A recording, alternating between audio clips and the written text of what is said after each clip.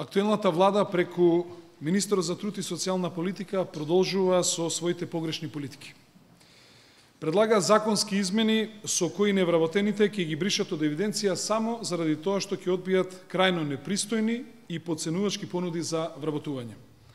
Невработените ќе ги губат минималните права на социјална и на здравствена заштита заради тоа што ќе одбијат непристојна понуда за работа на место кое што е далеко од нивното место на живење, како и далеко под степенот на образование кој што тие го поседуваат. Например, ако невработен лекар од Скопје одбие понуда за медицинска сестра да биде во Дебар, тој ќе биде избришен од евиденцијата за невработени лица и ќе го изгуби правото на плави картони. Јасно е дека ѓаволот си дојде по своето.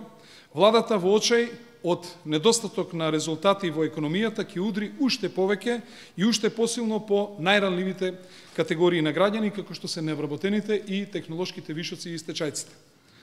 Уште пред овој предлог, владата во 2011 година избрише од евиденција дури 90.000 невработени лица.